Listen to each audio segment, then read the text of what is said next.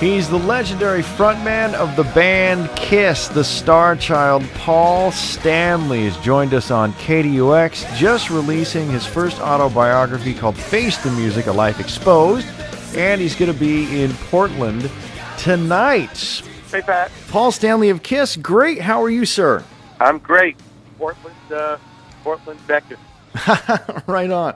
So the book signing tonight, 6 o'clock in Portland. Are you surprised at how well your book has been received? Well, I certainly hoped for this kind of reception because I thought it was a great book, not because it's a KISS book, and it really isn't. It's a book that many people might find inspiring and maybe empower some people to get off their butts and stop being victims in life and take control. None of us get to choose the hands we're dealt, but we get to decide how we play them. I was born deaf on one side without an ear, and my home life wasn't the best, and I had all kinds of problems in school. But that being said, I wanted to become famous. I figured, hey, I'll become famous, and all my problems are over.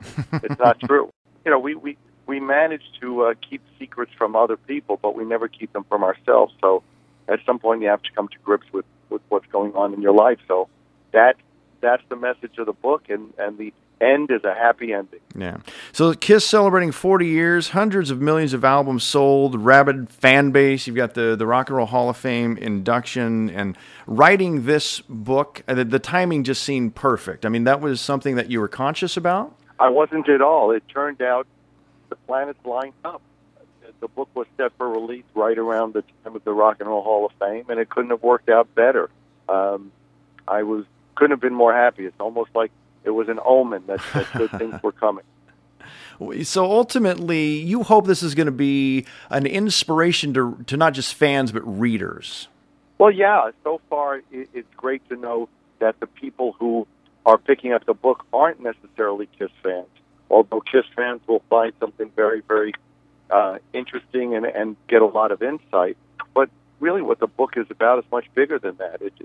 It's not a KISS book. It's the first Paul Stanley book, and I went all out to make sure that I told somebody else might look at it and go, gee, that's also me.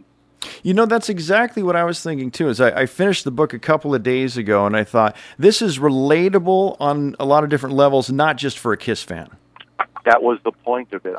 I didn't think that the bookshelves need another one of the boasting or bragging about accomplishments that either happened or didn't happen, and maybe better left unspoken. So I wanted to write a book that either moved people or told them that they could make more of their lives. I wanted a book that my kids could read at some point and understand what their dad did and how difficult life can be sometimes, but it can turn out great. Was there, Paul, any part of this book you were apprehensive about revealing about yourself? Not at all.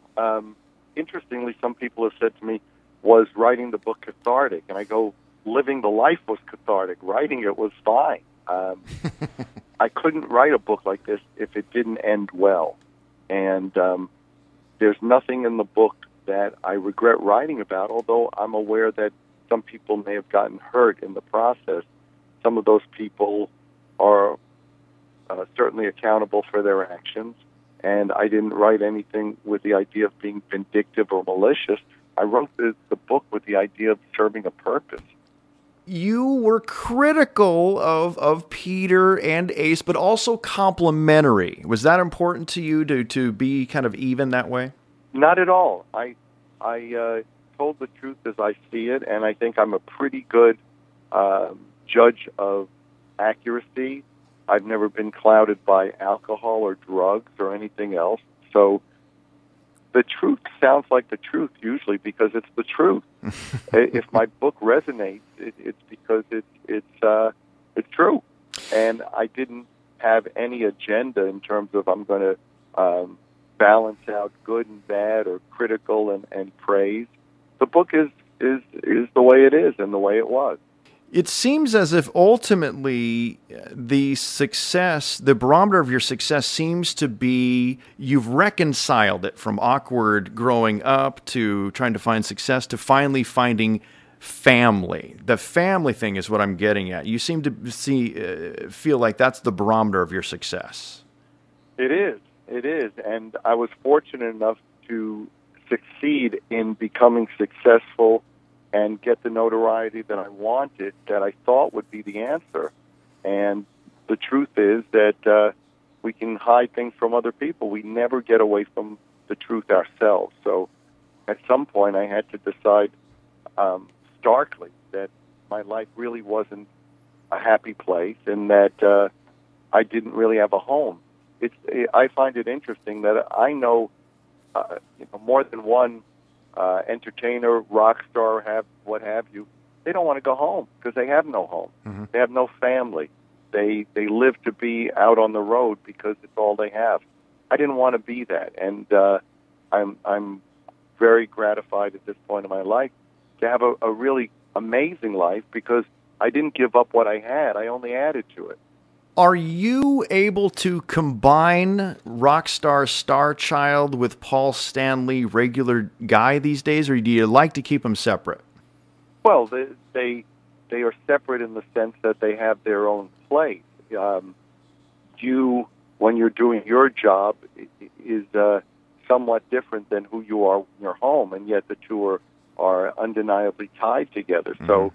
So I never wanted to get away from who I am on stage or creatively or musically or in any sense of that. But what I wanted to do was enlarge, enhance, embellish what my life was. It wasn't enough.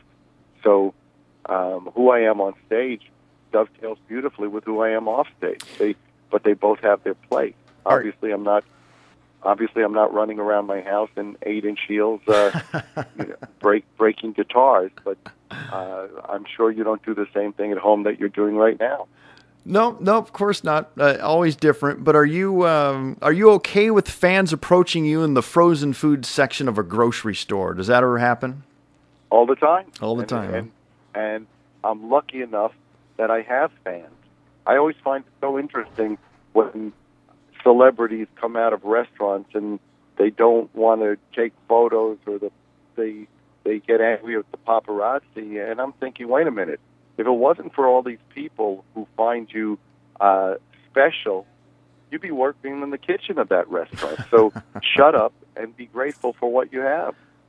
The new KISS lineup, the Monster album, was well received. The tour's about ready to get underway. It seems like, things couldn't be better for Paul Stanley and KISS right now. It's true.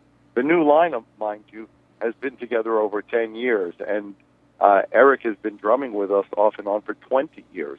So Tommy's been with us for over 10. And the last tour we played to anywhere from 10 to 110,000 people a show. And the band's never been better. The show has never been better. I think this is easily the best stage and the best arena concert and outdoor concert we've done. So in terms of that, and in terms of the vitality of the band and the focus of the band, that's never been better. We talked with Tommy a couple of years ago before the tour, and he was having just a great time. He loved being part of the albums, and you can tell that on stage as well because I saw the last two shows. It was very much the case. It's a tremendous bonus to not only be great on stage, but to enjoy the people you're with, and we do. We get together, and when we're doing an album or when we're on tour, we socialize. That's something that really never happened up until 10, 15 years ago.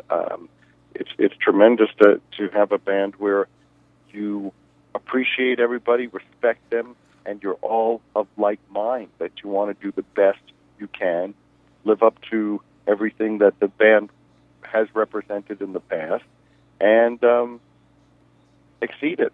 We do want to mention that Paul's going to be in Portland tonight at Powell's Books at Cedar Hills Crossing for a book signing of his new book, Face the Music, A Life Exposed. That it's number 2 on the New York Times bestseller list. Let's not forget that. Congratulations on that. Very cool. Did you ever think you'd be a best-selling author either? Isn't that what life is about? It's about things surprising you, they don't fall into your lap. You work hard to have them, but that's the beauty of life is that you find new challenges and to find things that were never on the horizon or that you never planned. That's what makes life so exciting and interesting. And to have a New York Times bestseller and to see it number 2 on the charts, that's certainly nothing that was on my bucket list. But I couldn't be more gratified. And again, it really is about, ultimately, life is about giving back. The more you give other people, the more you get. And whether it's doing charity work or representing who I am to the public, in a sense to, once again, connect with them.